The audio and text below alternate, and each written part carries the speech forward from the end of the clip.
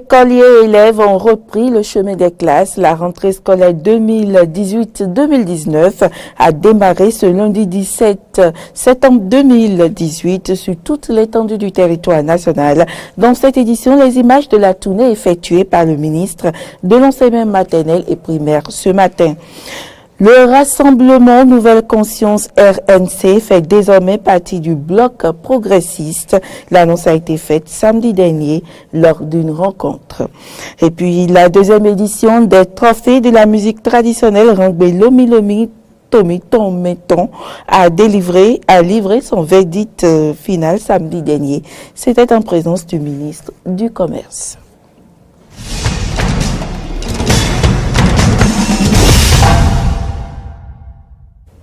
Mesdames, Messieurs, bonjour et merci de nous rejoindre pour cette session de l'information. La rentrée scolaire 2018-2019 a démarré effectivement ce 17 septembre 2018 sur toute l'étendue du territoire national. Le ministre de l'enseignement maternel primaire, le préfet du littoral et le deuxième adjoint au maire ont effectué ce lundi matin une tournée dans plusieurs écoles primaires et privées pour vérifier la présence effective des enseignants et élèves dans les salles de classe. Une visite qui a débuté au complexe scolaire public de Ménontin. Je vous invite à suivre les propos du ministre et d'autres personnalités politiques. Nous vous affirmons notre détermination et notre engagement, Monsieur le ministre, à vous soutenir dans vos actions afin de parvenir à l'atteinte des objectifs que vous vous êtes fixés pour le bon déroulement de cette année scolaire. Nous allons profiter pour vous présenter notre problème de manque en personnel enseignant. C'est un besoin vraiment vital pour nous ici. Nous n'avons pas de toilettes. Quand le besoin se fait sentir, on est obligé de sortir de l'école. Et puis, en temps de pluie, on a prié tout le temps depuis une semaine pour qu'il ne pleuve pas. Parce que s'il y avait eu pluie, nous ne serons pas là en ce moment. Parce que l'école est souvent inondée. Vous voyez qu'avec plaisir, la rentrée scolaire a été effective, ne serait-ce qu'à partir de ce complexe. Et nous osons croire que ce serait la même chose partout sur toute l'étendue du territoire national. La rentrée scolaire est effective dans un climat suffisamment et très apaisé. Et je dois pouvoir vous dire que c'est une première, c'est l'une des rentrées des classes les plus apaisées de l'histoire de notre pays, surtout en cette période de démocratie. Il n'y a pas eu de contestation 2 semaines ou 3 semaines, une semaine avant la rentrée des classes. Unanimement, tout le monde a opté pour une rentrée des classes apaisée. L'État fait déjà l'effort de mettre en place des subventions pour le fonctionnement des écoles. Nous allons faire de la tutelle un moyen de contrôle de l'utilisation efficace et efficiente de ces ressources. Et je pense que l'année prochaine, il y aura beaucoup d'améliorations. Parce que nous allons y veiller, Monsieur le ministre. Je voulais aussi dire que c'est un peu regrettable la situation de l'inondation que nous observons. Mais vous savez très bien qu'Cotonou, à l'origine, est une ville qui était prédestinée à l'inondation.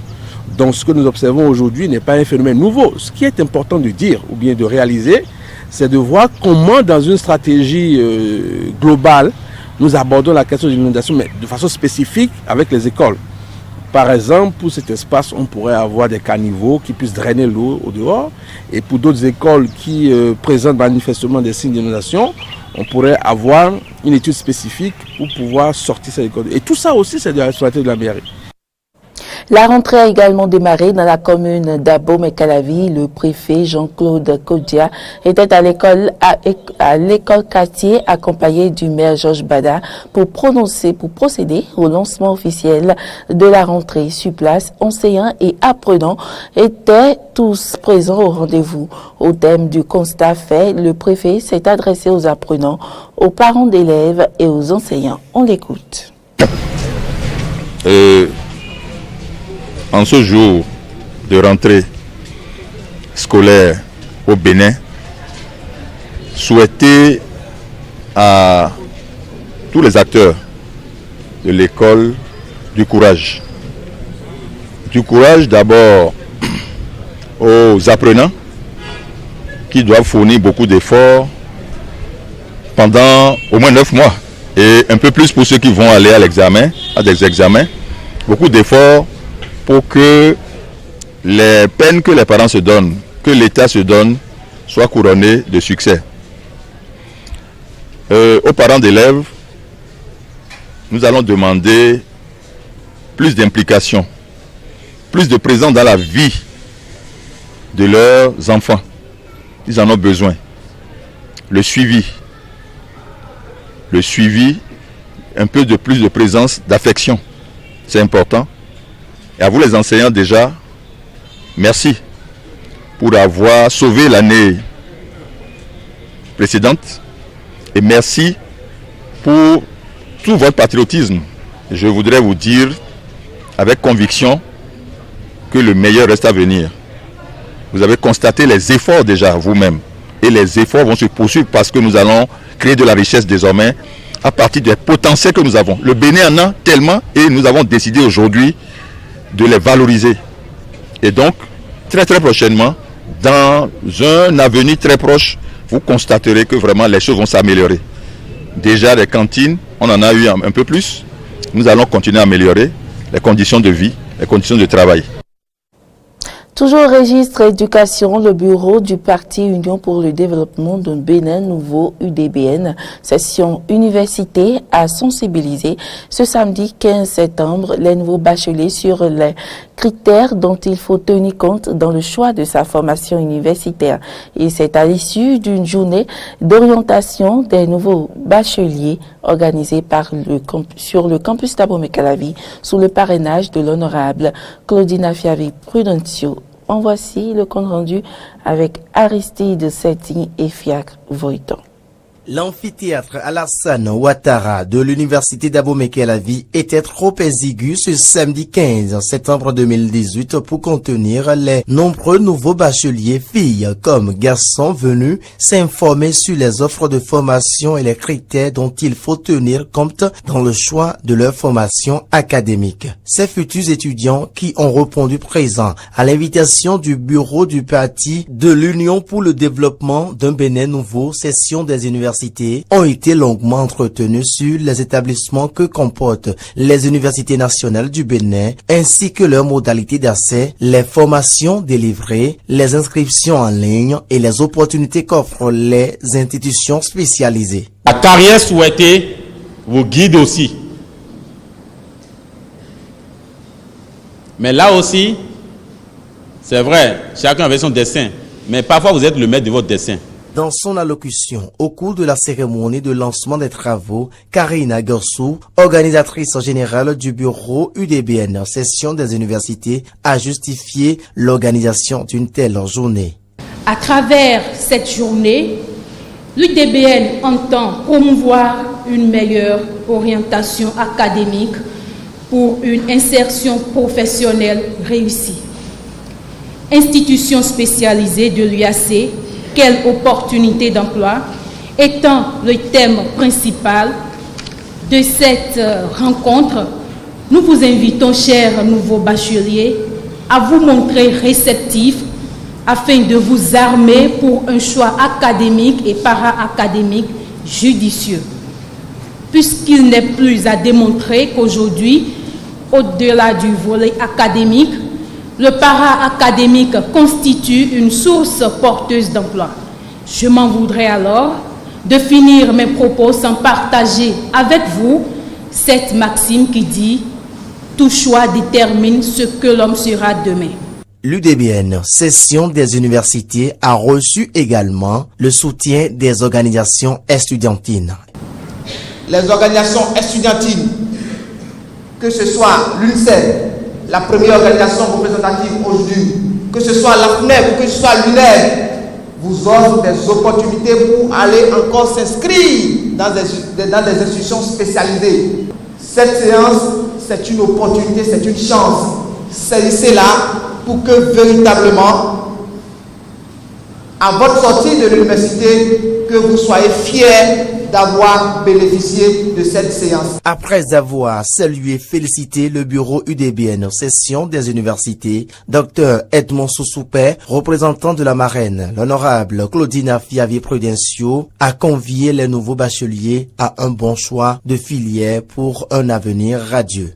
L'honorable Claudine Prudencio a accepté de parrainer la séance de ce soir qui est destinée à vous éclairer par rapport au choix de votre filière. Il en sera toujours ainsi toutes les fois que l'honorable sera sollicité pour appuyer la jeunesse. Parce que son credo, c'est soutenir la jeunesse, soutenir la femme et soutenir les hommes.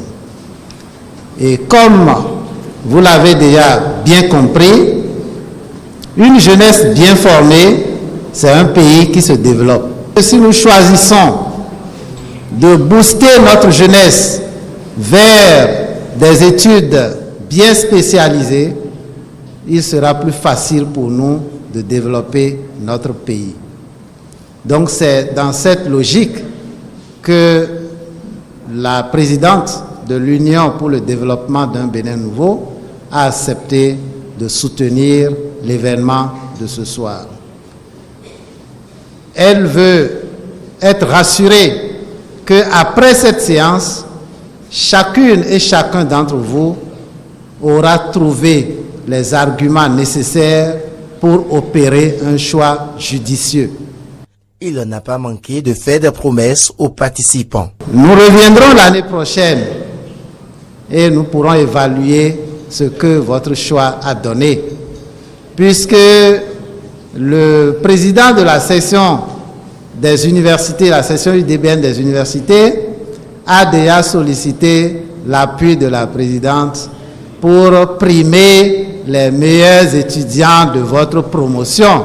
Pour plusieurs d'entre eux, cette séance d'information et d'orientation sur les conditions d'accès aux différents parcours et les nouvelles modalités d'inscription et les opportunités d'emploi des institutions spécialisées marque sans doute le premier pas dans le monde universitaire. La dite journée a été marquée également par la prestation de l'artiste Lago Ashley. Et puis, les nouveaux bacheliers, à l'issue de cette rencontre, ont donné leurs impressions. On les écoute. C'est une bonne chose, quoi. Ça nous permet de mieux choisir notre faculté. J'ai été très satisfaite. Je remercie l'honorable Prudencio pour tout ce qu'elle fait à l'endroit de la jeunesse. La séance d'orientation se passe bien actuellement. Grâce à cette séance d'orientation organisée par UDD, nous venons de comprendre beaucoup de choses. Et désormais, on ne peut plus se tromper de choix de filière dans nos universités. Et bon, nous remercions aussi ceux qui ont organisé ça pour penser aux nos jeunes frères qui vont venir bientôt. C'est une très bonne initiative que l'honorable Prudencio a initiée pour permettre à nous, futurs étudiants et étudiantes, de mieux nous orienter dans nos choix, au fait, selon moi. C'est une très bonne initiative, très satisfaite. Parce que ce que je veux faire, ils ont déjà presque tout dit. Et bon, je les remercie infiniment, c'est tout. Une bonne séance.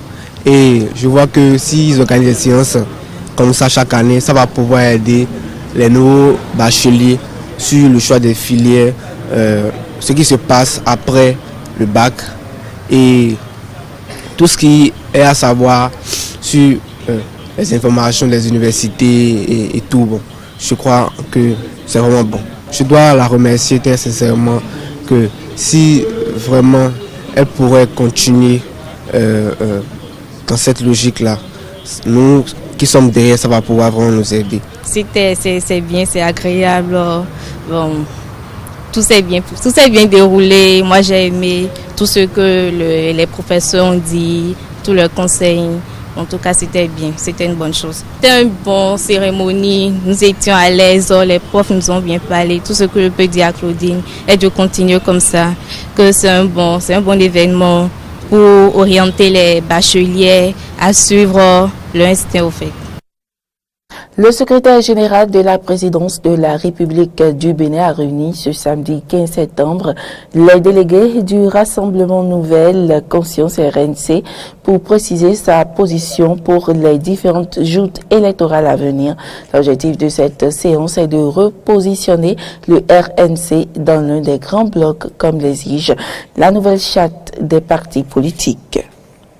Notre action commune que je porte a pris une nouvelle forme auprès du président de la République et de son gouvernement.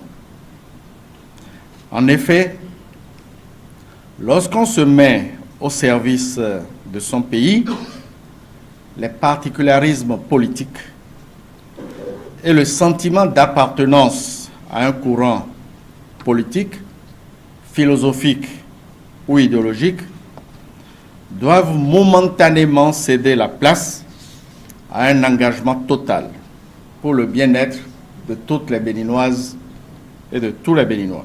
Nous sommes des acteurs de cette œuvre. Vous êtes donc bien avec moi dans la majorité présidentielle. Nous partageons la vision de développement du chef de l'État. Nous sommes associés à son opérationnalisation. Nous avançons pour le meilleur de l'avenir de notre cher pays. Nous ne relâcherons pas les efforts. Nous devons rester persévérants. Dès lors, il est du devoir impérieux du RNC de continuer à soutenir, dans la sincérité, les actions de réforme du chef de l'État et de son gouvernement. La deuxième édition des trophées de la musique traditionnelle Hangbe Lomi Lomi Tomi Tometon a livré son verdict final samedi dernier au siège des arts de la culture d'Akro-Misrete. Cette initiative de la Fondation Afrique Solidarité, dirigée par Fidèle Vaudounon avec Gérard Noubé à la tête de la coordination de la commission, a connu donc son épilogue en présence du ministre Serge Arissou. Reportage.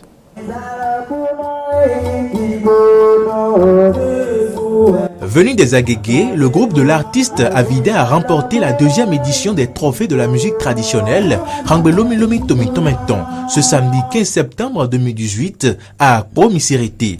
La seconde place a été occupée par le groupe Azangbe Manchi, conduit par la seule femme en compétition, Benoît Toviledo, alias Zundjedji.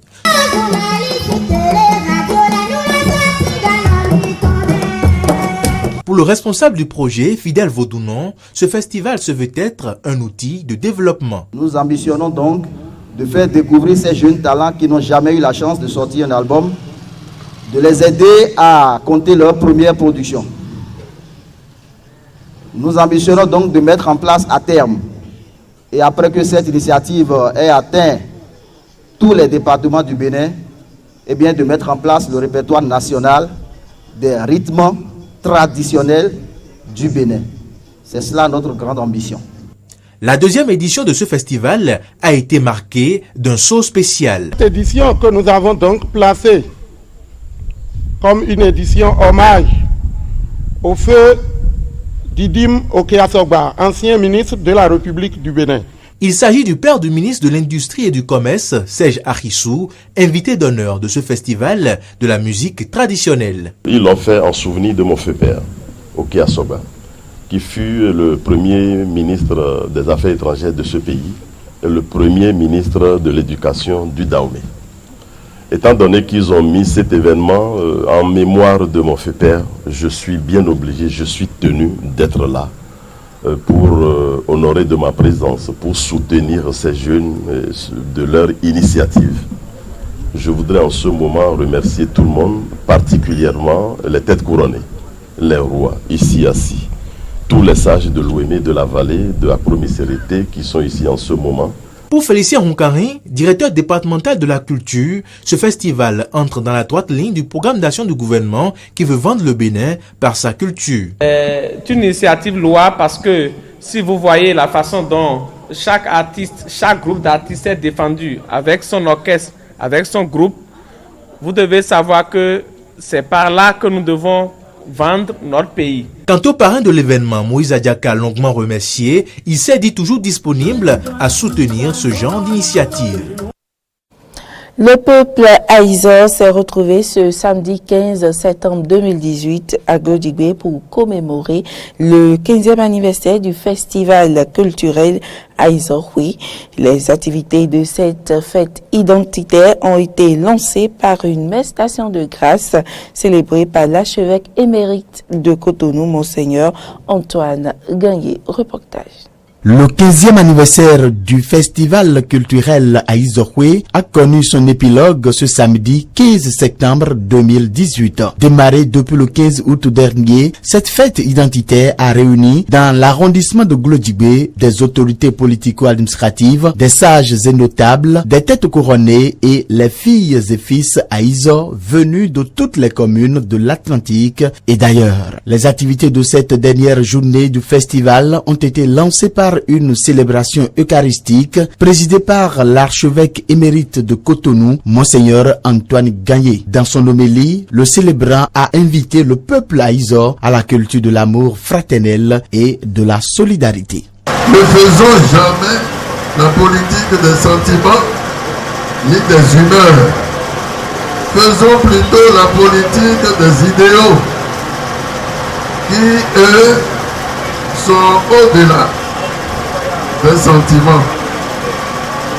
Les chrétiens, disciples du Christ, qui sont parmi vous ici, auront l'amabilité et la bonté de semer la graine de l'unité et de la paix en union avec les autres religions de la place.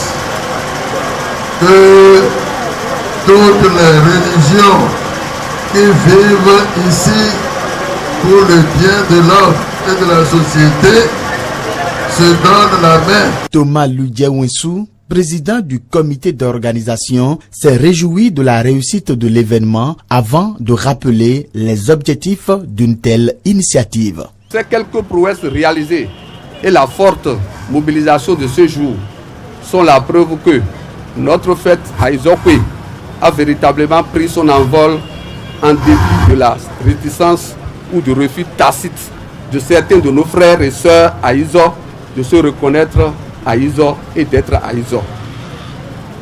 C'est la mission la plus difficile à laquelle notre bureau fait face.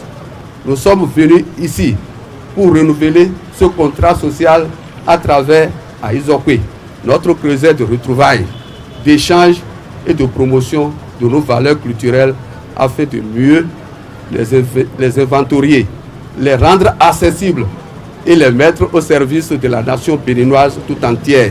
La fête de retrouvailles des filles et fils Haïzor s'est poursuivie avec plusieurs prestations artistiques dans une ambiance conviviale au cœur d'une agape fraternelle.